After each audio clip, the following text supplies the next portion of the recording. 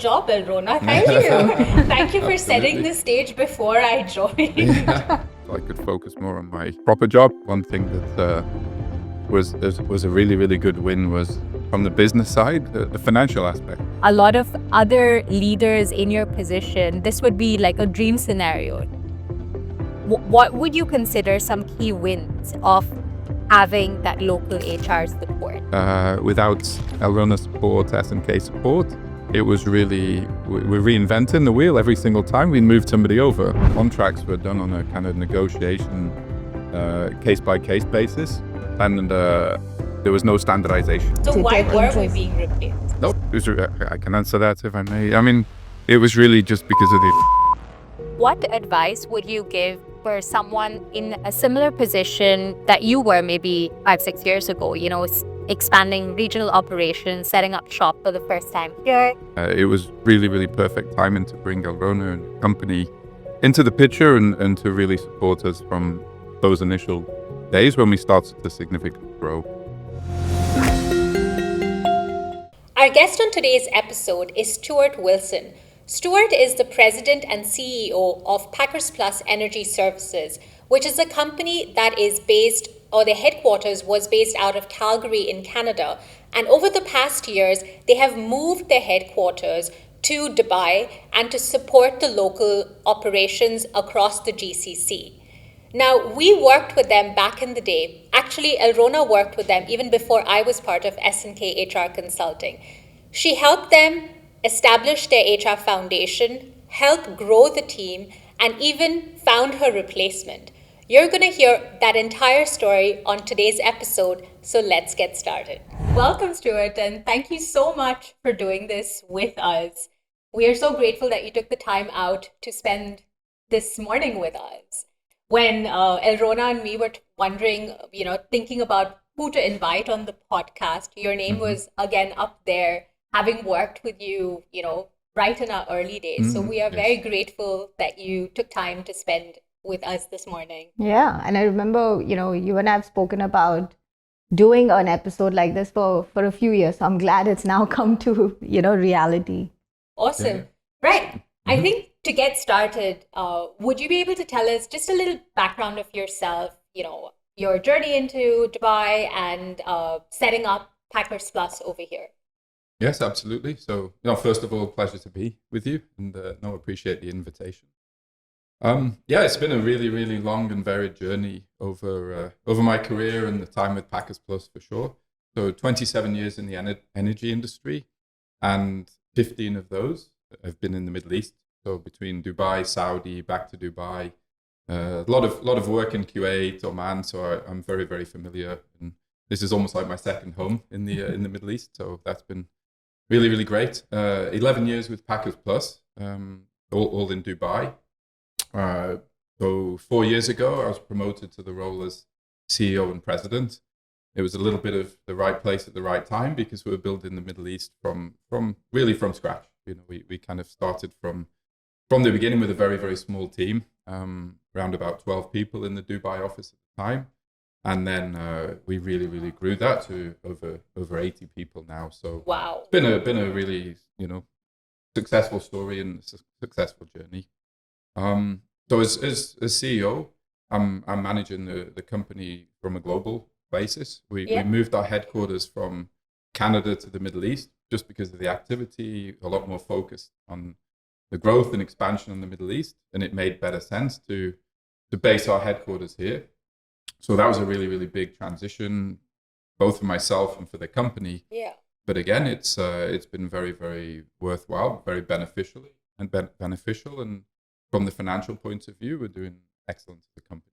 Amazing. I was just going to say the Middle East looks more like a home to you, even more than us, because we've only have UAE as our home, but you've been, around the GCC. Right, absolutely. I loved my time in Saudi. It was very, very good for the experience point of view. Yeah. Great working with Saudi Aramco, excellent people, and it really gave a good foundation for really to grow the company and really to develop myself. I always say I wouldn't be in this position if it wasn't for the experiences that I gained in Saudi. And again, working in Kuwait for long periods of time, KOC, working with PDO in Oman. it's been really, really good journey. Amazing.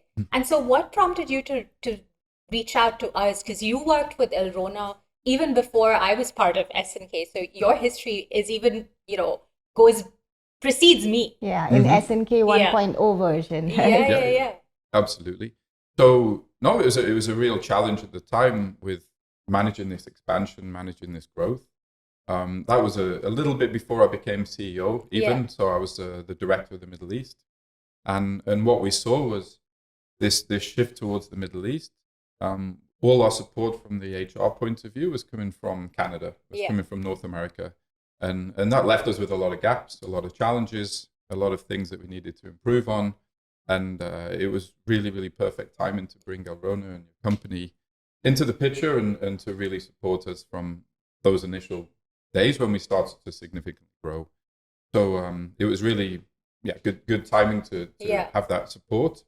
It made a huge difference with some of the pain points, some of the challenges that we had early on. I mean, trying to recruit from in the Middle East from North America was extremely difficult. So it was, instead of me having to review hundreds of CVs, hundreds of resumes, interviewing people, that really, really made a big difference. But also having that knowledge base from yourselves really, really made a difference with giving us more confidence. I could focus more on my proper job instead of trying to do everything myself and look for different advice coming from either external or from North America. So that was that really, really helped to take us to the next level. Yeah.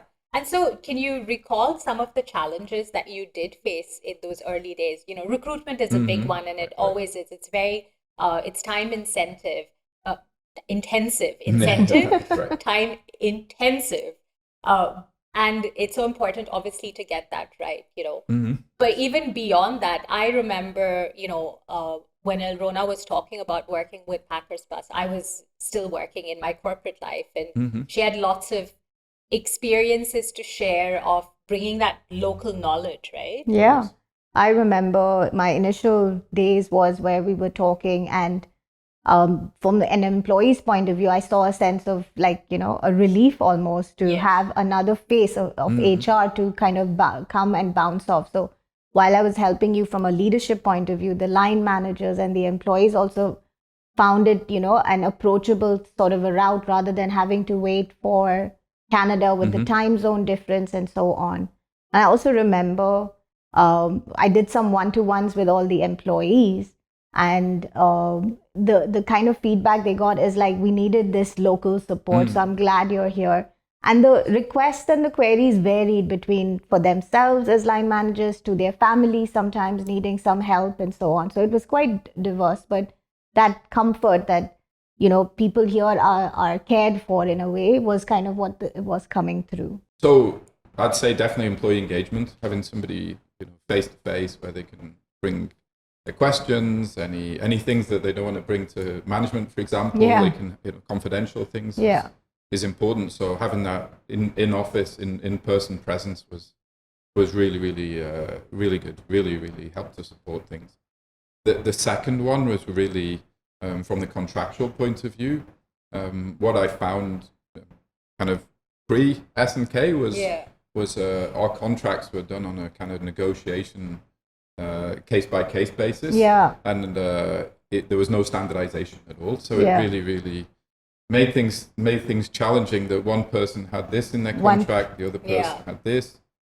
There was no standardization. There was nothing really to be able to pull that together in a system. So one of the initial things that as a project to start with was setting up the employee handbook, setting a table up with kind of a table of allowances and benefits. Yes, correct. And that was that made everyone a lot calmer. There was less arguments. There was less discussions. There was less pushback. There was a table. Everyone was fixed within that table. It was done with a lot of research behind it by yourself. So that was excellent. And that helped to improve things. Less of those discussions coming to me. More that this is the table, this is the way it's fixed, and everyone was happy. Good job, Elrona. Thank you. Thank you for setting the stage before I joined. Yes, I remember the harmonizing of benefits and allowances was quite well received because we really covered everybody's needs. We had an understanding, you had an understanding, I had an understanding, and bringing the local knowledge in, we were able to like kind of introduce that and implement that without any resistance, really. You know, actually more like a relief than a resistance. Yeah.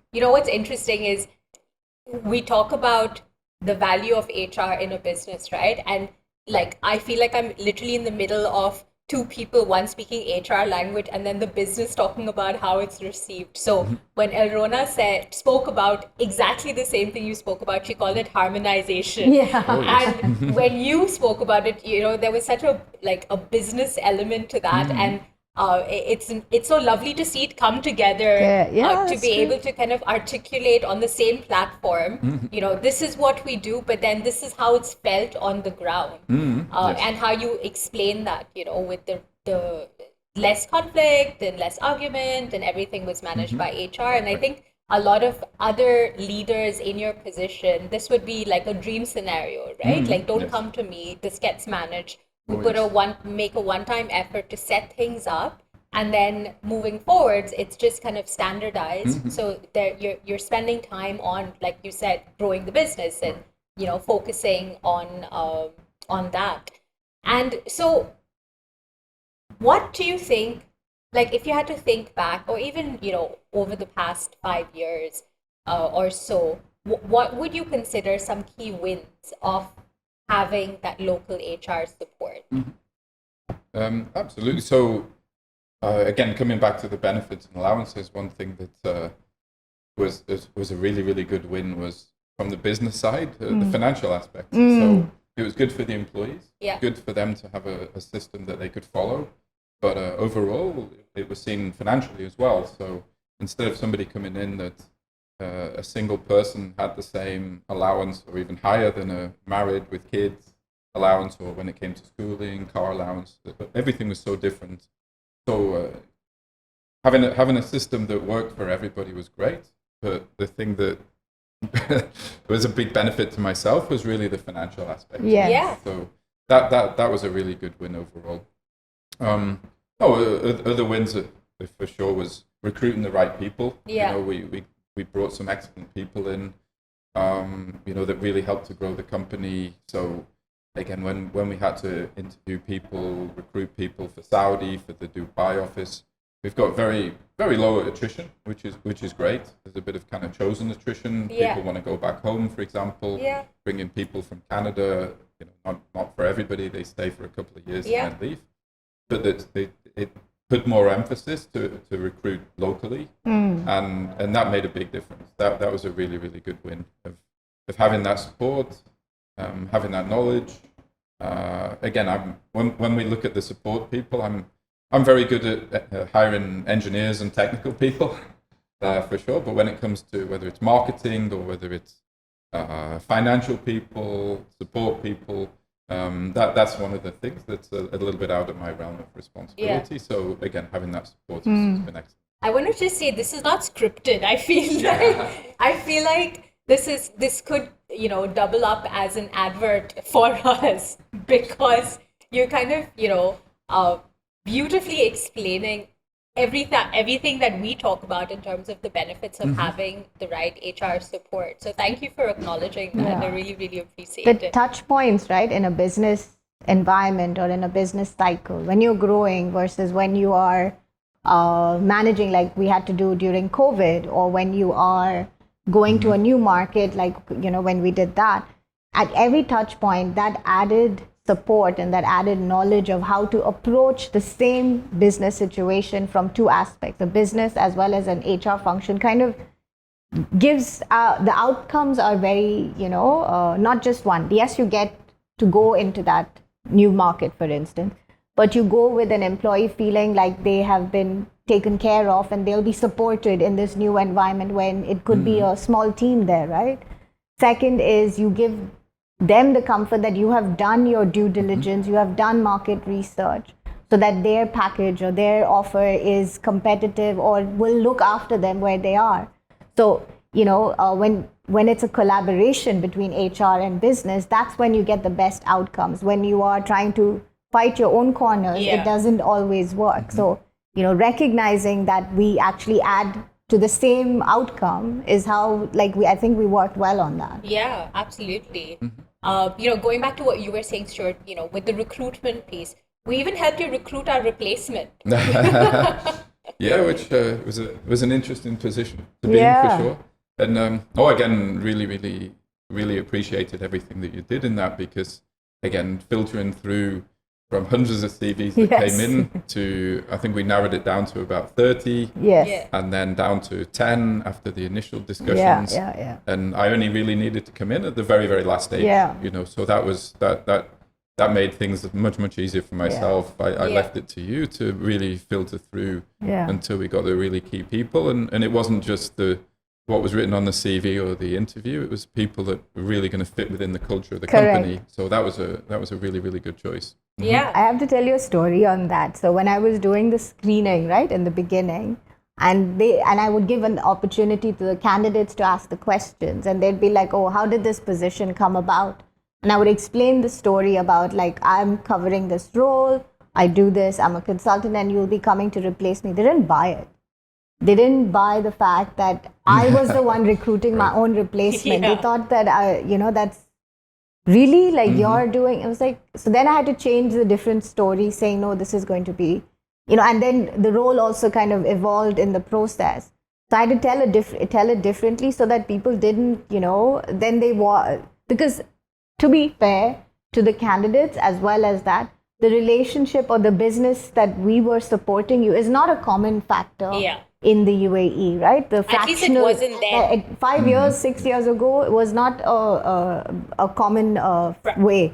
The fractional HR. So even HR folks didn't know what fractional HR was, or part-time support, or any of those sort of activities. So to convey that, they only knew full-time roles or contract roles. And this was an amalgamation of the two. They were not, so it was a little challenging to get that message across, but that was from the talent side.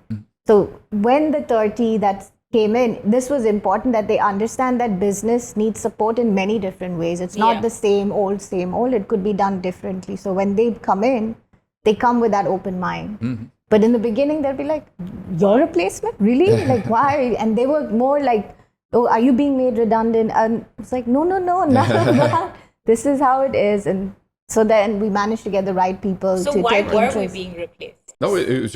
I can answer that if I may. I mean, yes, absolutely. It was really just because of the expansion, just because of the growth. I mean, again, it was this change, this kind of transition we did from North America to the Middle East, and what I can say is really it was approximately about a year and a half after you joined that I was promoted to CEO, and it was really, again, the pandemic in many ways worked. Many challenges, but it worked in our favor. I mean, we had an opportunity to grow and expand, more focus in the Middle East, and then we determined it's going to be beneficial to have the global HR manager based in Dubai.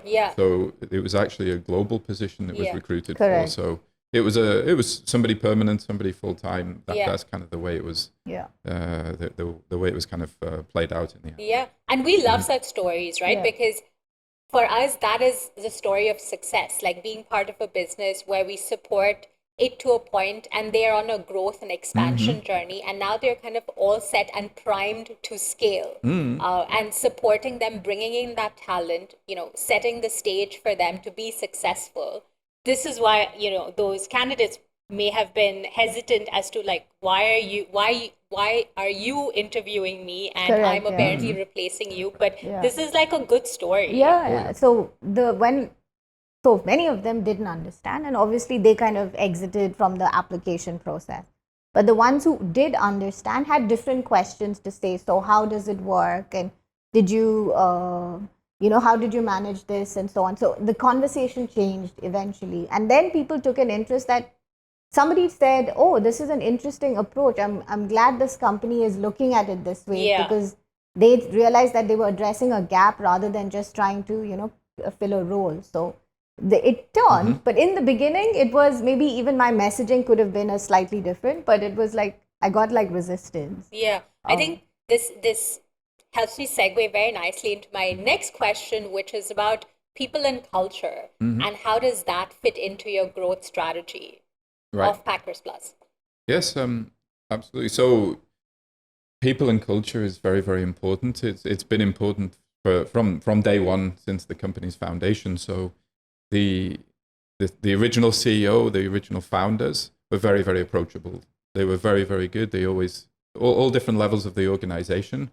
They were able to engage. They were able to join in team building activities, and really that's something that I really, really wanted to continue on to when I became CEO. So this kind of idea that the door is always open, it's a kind of cliche, but to be transparent, to engage with employees as much as possible face to face, and give them the opportunity to give feedback. So we've got very, very strong core values of the company. That's something that everyone understands. Again, you can ask somebody from the shop floor to sales to management. Everyone believes in the three core values, which are operational excellence, customer intimacy, and innovation. But what we've done now, every 5 years, we go through this, we call it 5-year vision. So we started off with a 2020 vision. That was from 2015 to 2020. Then we kind of reloaded it for 2020 to 2025. Lots of challenges, of course, through the pandemic, but fine. Those aside, it was very, very well received. It was very well understood throughout the organization. So now we're at the point of doing the 2030 vision. So we've really empowered the employees to be part of it. So lots of breakout sessions, lots of discussions. And through the employees' involvement, we've added a fourth pillar to our core values, which is people and culture. Love it. So something very, very different. Not from me. It's not, top-down approach coming from the executives. It's really, really the whole company, I'd say, emphasizing the whole company that has brought this forward. So in terms of people and culture, we've got our overall objectives, we've got our overall strategies, but when it comes to tactics, this is where we break it down within each segment. So people and culture for sure is again looking at recruiting, looking at development of the employees, training, the competency that comes with it, and it's something that is going to be very, very motivational for the employees for sure. Something that it's not just something we do internally, but it's something externally as well. We can show and we can demonstrate. Yeah, that's such a great story, right? And now, like when I think about it, I'm having not been part of that initial part, the relationship that you guys had at the start, and then you getting promoted, and then bringing that people and culture element so much into the culture that people have now wanted to call it out as people and culture, which tells you that this is a people-focused, people-first organization, and a place where people can grow. And clearly you have grown in terms of Packers Plus, from where you were 5 years ago, or when you first started working together, to over 80 now. So amazing story. And so on the back of that, having done what you have done now and how you've grown the company and the culture, what advice would you give for someone in a similar position that you were maybe 5-6 years ago, expanding regional operations, setting up shop for the first time here? What wisdom would you like to share with them? So first of all, the very, very simple one is get professional support, get professional advice. Again, whether it's not scripted. I feel like I have to say not scripted. Absolutely. But whether it's HR for sure, legal advice for sure is another one. I mean, UA, excellent for setting up businesses, no doubt about that. But there's always going to be challenges. There's always going to be pitfalls. It's really not to guess, not to second guess, not to do things yourselves without having that kind of knowledge base, that experience to back it up. No, like for sure. When you're looking at growing the team, those kind of early days, I keep emphasizing recruitment, but we pull people in from many different other companies. But you've got to recruit the right people right from the competency point of view, but right from the attitude point of view. And to be able to have that kind of consistency within the culture is a challenge with all these different people coming in. They bring, especially middle management, they bring their own cultures and experiences, but to pull that together, it's so important to have that right person that's got the right attitude, and recruiting is key. So really, I'd say just to summarize, Noah, bring the right people in, bring the right level of professional support. It's going to save many headaches setting contracts up. And it's not just an understanding of the UA law. It's really having consistency in the contracts that are set up with some local knowledge. And from a managing people perspective, right? What's one thing you think you've learned over managing an expat population here over the past years? Yeah, it comes back to a little bit of transparency, professionalism, but one of the key things when I'm doing the town hall presentations and managing larger groups is be open to feedback, be open to even a bit of constructive criticism. Good point. It can be a challenge, but no issues with that at all. But really, it's being able to engage at all different levels of the company. So I really enjoy the team building activities. I really enjoy being part of those discussions. Doing shop tours, for example, when we go and visit our facilities, whether it's in Canada or the Middle East. And ultimately being polite, respectful, it's being kind, not going to be pushed or walked on, but it's going to be to be able to engage in a positive, constructive manner. I think the biggest one is really having direction and the kind of strategy that people can understand, and then we're consistent. We're all pushing in the same direction. Is one of the biggest improvements and biggest pieces of advice I could say. Amazing. I would agree to your last point about you. When I started interacting, right, I saw something that is, you were able to bring the vision, but you were also able to execute the vision and get the buy-in from the team. And that's something that I saw was not different, but like a very refreshing look, where there is input and there's feedback, but there is no non-cooperation sort of situation. Resistance. And there's no resistance, right? And what I saw is like you're able to convey that, communicate a vision that is 5 years down the line. A lot happened, right? From 2020 to 2025. But you're able to bring that message and that vision to them and make everybody buy into it, right? Like even down to the Saudi shop floor, everybody knew about these things. And the point that you mentioned about the values, the fact that you're able to, on this platform convincingly say that from the shop floor to every person knows these values, is because they're values in action. And that's definitely something even I saw when I was walking around. People talk in that way. They challenge themselves when it came to innovation. So they would come up with ideas and differences. I remember even being part of your conversations where you're talking about client meetings, and they were talking about how they're doing the negotiations and how, do it right the first time or something. There's a line like that, right? See, I still remember. What is it? Do it once, do it right. Do it once, do it right. That's the one. So that I've taken that on board on our side as well, that we try and do it once, but we do it right. And the clients always, the feedback I get is like, they always think that people are there to upsell some service to them, right? And, like there's a project and then you want to have the next one. But when we talk to them, we want to do this once, right? So you're ready and you're up and running. We're not necessarily always the right fit or the right people to support you, because you might have a team, you just didn't have the tools. So we give you the tools and you can run with it. We're always here if you need to reach out to us, but we do it in a way that that is complete, and wholesome, that they can take it on. So that's something I picked up from Packers Plus. Do it once, do it right. Awesome. So just in conclusion then, can you paint the story of Packers Plus from how many people you had and how did you grow and where you are today? So I'd say that the starting point was really this transition from North America to the Middle East. We've got an excellent facility in Edmonton in Canada where we do all our manufacturing. And what we aim to do was to replicate slightly smaller scale to begin with, grow organically, but to replicate that in Saudi. Headquarters in Dubai, covering the whole Middle East, but the manufacturing to actually be in Saudi.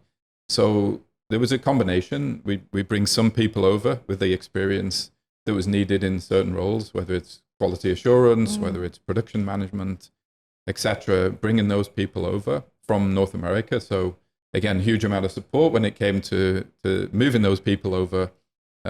What we found initially was without Elrona support, S&K support, it was really, we're reinventing the wheel every single time we moved somebody over. So having a employee handbook, having the kind of process mapped out, exactly what was needed to do to move these people, and to have them readjust and to settle as quickly as possible, whether it's schooling, from the car's point of view, vehicle allowance, which area to move in, especially when it came to Dubai. All the usual challenges. So that was one of the biggest challenges, but one of the things that really was a key to the success of the growth of the organization.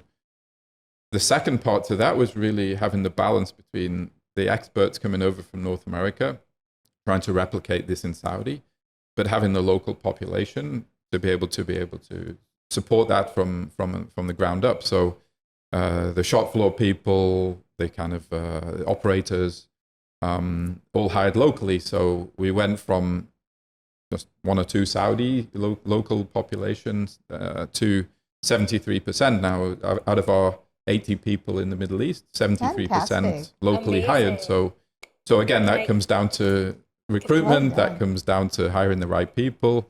And again, that's really the kind of the early days to be able to set a structure in place to be able to succeed. So that was one of the biggest challenges. Again, I know the Middle East market very well, so leave the sales, leave the operations to me. The support when it comes to HR, whether it comes to finance, then we bring in the experts. You can add legal, you can add marketing to that as well. So that's really the key. Having the right people, the right positions, the combination between what made us successful in North America to replicate that in the Middle East. And then, but above all, having the local population as well to be able to support that. Amazing. Thank you, Stuart. And so for those of the audience who's looking to connect with Packers Plus, where do they find you and how do they get in touch? So certainly we're very big on social media. So LinkedIn is the number one. We've got a very nice website as well for showing our products and our technologies. But yeah, it's very easy to find us with searching Packers Plus Energy Services. We've got a very strong social media presence. I think we're over 21,000 followers. One of the few companies on LinkedIn from the energy side that takes social media, that gives it that attention. I always follow your posts, so I know that. Right.